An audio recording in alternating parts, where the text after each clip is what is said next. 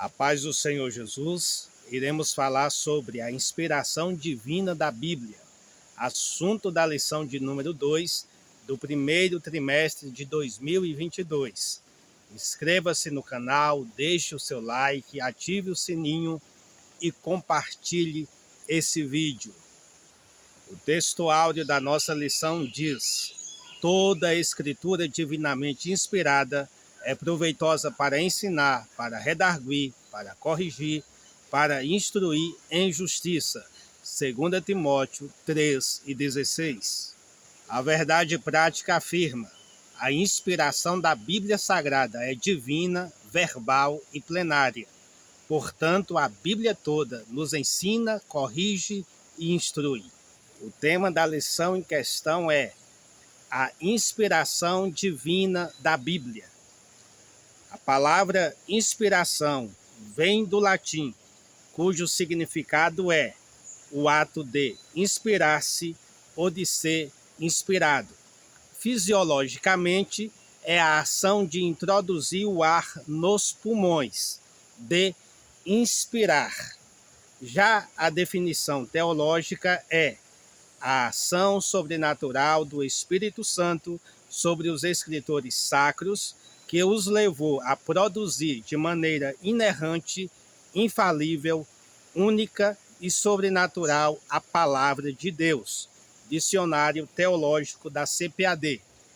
Nessa lição, iremos estudar sobre a doutrina da inspiração bíblica, inspiração divina e os autores da Bíblia, e, por fim, o Espírito Santo e a Bíblia.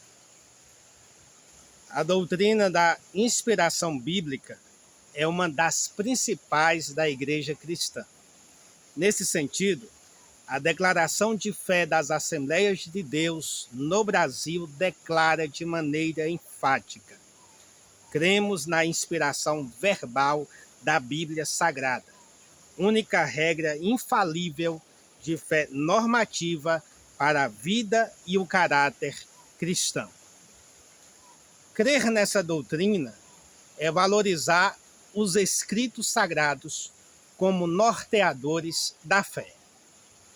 Como assembleianos, aceitamos teologicamente a teoria da inspiração plenária ou verbal da Bíblia, pois ela ensina que todas as partes da Bíblia são inspiradas, que os escritores não são robotizados, que houve cooperação vital e contínua entre eles e o Espírito de Deus que os capacitava.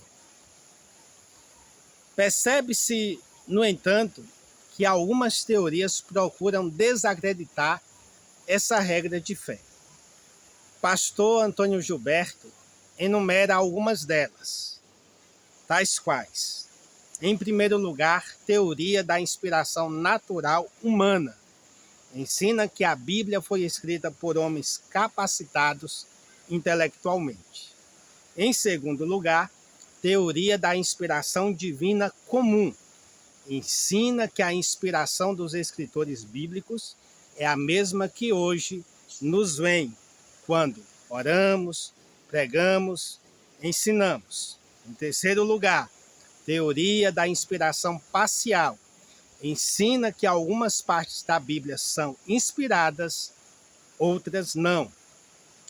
Em quarto lugar, a teoria do ditado verbal.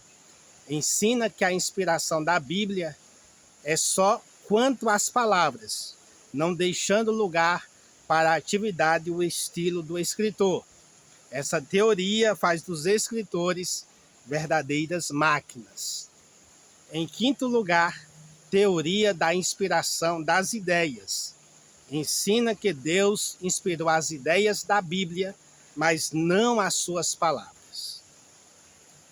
Diante desses conceitos, que estão em desacordo com a nossa posição teológica e doutrinária, devemos aprofundar mais o conhecimento sobre o assunto, para não cairmos em falácias teóricas e teológicas. Foucault, um grande filósofo do século XX, propôs que todo tipo de discurso é uma tentativa de exercer poder e influência na sociedade. Sendo assim, ele sustenta que os textos devem ser desconstruídos. Derrida, outro grande influenciador do pensamento ocidental, sustenta que as palavras não significam o que o autor quis dizer ao escrever o texto. Por esta razão, cabe ao leitor dar significado que bem entender para o texto. Não é de espantar que alguns querem atualizar o texto sagrado ou elaborar novas interpretações.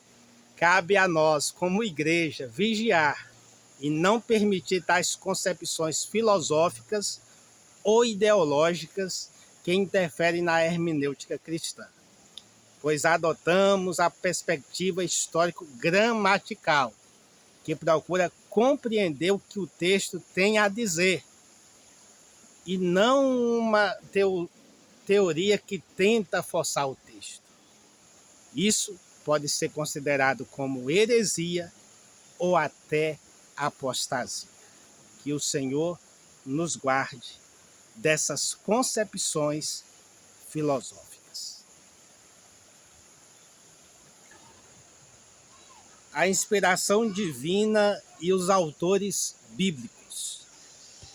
Os autores bíblicos foram influenciados pelo Espírito Santo na escrita das palavras e ideias.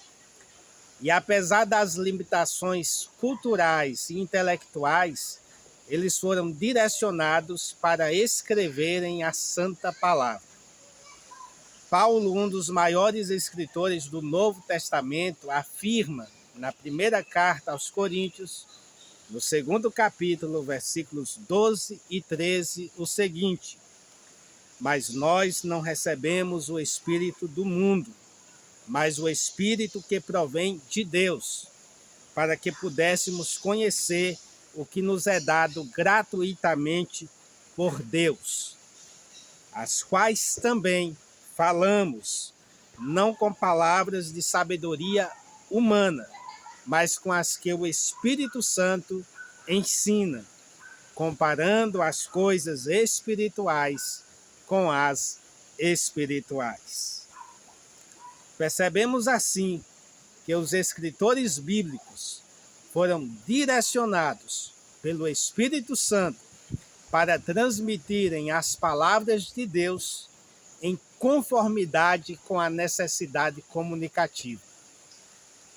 Nesses escritos sagrados, cada escritor utilizou métodos e gêneros literários diferentes, como narrativa, poesia, provérbios, cartas, parábolas e tantos outros recursos linguísticos.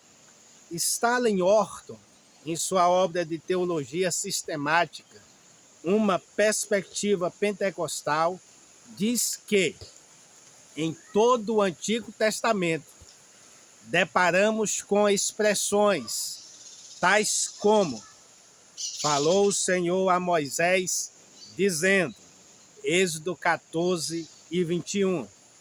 A palavra que veio a Jeremias da parte do Senhor, dizendo, Jeremias 11:1. Tu, pois, ó filho do homem, profetiza e dize, assim diz o Senhor Deus, Ezequiel 39:1. E assim diz o Senhor, Amós 2:1.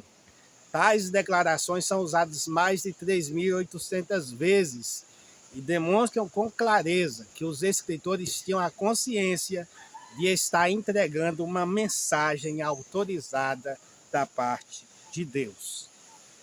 Agostinho de Hipona disse: creio com toda a firmeza que os autores sagrados estavam totalmente isentos de erros. O Espírito Santo e a Bíblia. Diz o profeta Isaías: seca-se a erva e cai a flor, porém a palavra de nosso Deus subsiste eternamente. Isaías 40, versículo 8. Dessa forma, compreendemos que a palavra de Deus tem durabilidade, vai além da cultura e do tempo. Não precisa, portanto, de atualização para atender interesses políticos ou ideológicos. Isso porque o Espírito Santo estava presente na composição do cânon das Escrituras, tanto do Antigo como do Novo Testamento, sendo seu autor e fonte originária. Compreendemos também que o propósito das Escrituras é promover salvação e mudança completa na vida do homem. Veja a seguir algumas referências do texto sagrado sobre a obra do Espírito Santo. Em João, capítulo de número 15, e o versículo 26, o Espírito Santo ensinará todas as coisas, disse Jesus. Em João 16 e 13, o Espírito Santo guia os discípulos para a verdade. Em Atos 1 e 8, o Espírito Santo capacita os discípulos com virtude. Em Atos 13, versículos de 2 a 4, o Espírito Santo separa e guia os discípulos para anunciarem as boas novas de salvação.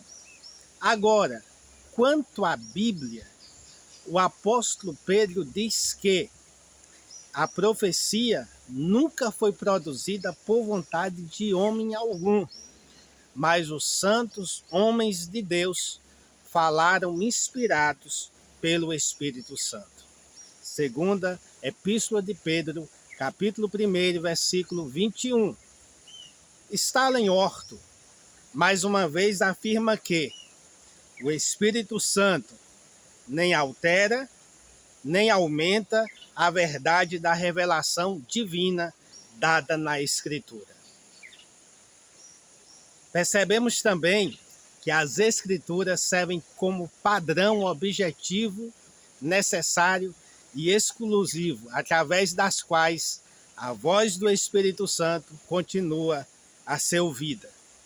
A Bíblia, assim, comunica a presença do Espírito Santo na história da salvação através de Jesus. Nesse ponto, percebemos que a palavra de Deus só é expressa em palavras humanas pela obra do Espírito Santo, sendo que através dele compreendemos sua vontade. Jerônimo, um dos pais da igreja, disse: não podemos chegar a compreender a Escritura sem a ajuda do Espírito Santo que a inspirou. Entendemos, então, que rejeitar o autor do texto bíblico é desprezar suas palavras. Dessa forma, devemos meditar, ler, estudar e praticar a palavra de Deus para que o Espírito Santo possa guiar os nossos passos. Estudamos nesta lição que as Escrituras é a palavra de Deus em conformidade com a declaração de fé que afirma crer na inspiração divina, verbal e plenária da Bíblia Sagrada, única regra infalível de fé e prática para a vida e o caráter cristão.